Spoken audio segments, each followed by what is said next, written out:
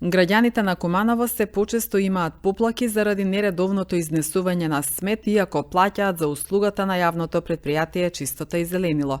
Во одделни делови од градот контејнерите не се празнати по повеќе од 2 седмици.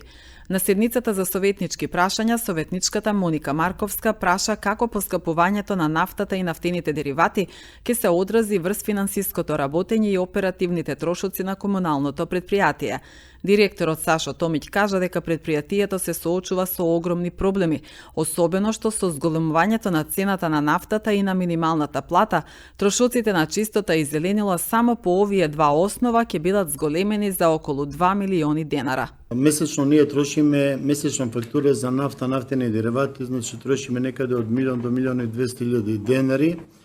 Ако земе во обзир поскапувањето сега што се случи последниот период за 30 до 35%, правиме калкулации, значи очекуваме зголемување на трошкови за нафта за некаде од 350 до 500.000 денари.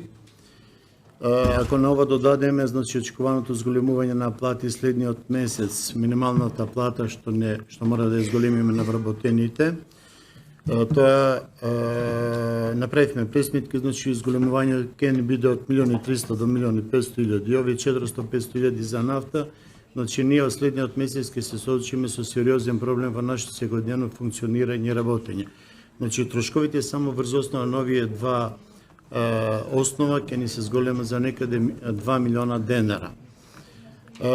Сега не ни се формирани управните надзорните одбори, се уште не може да излеземе пред овој совет со завршна сметка, со последниот квартал. Значи, во разговор со градоначалникот, со претседателка на совет, ние планираме некои моменти, не би сакал сега овој момент да разговарам, што ви правиле и како ви правиле.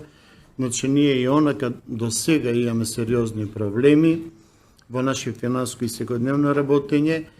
Што ќе правиме, како ќе правиме, кога ќе дојде време кога ќе се формираат надзорни управни одбори, како што реков, ќе излеземе со конкретен план и анализа и ќе бараме поддршка од советот, зашто проблемите во јавно предпријатие Чистота и зеленило се огромни. Благодарам.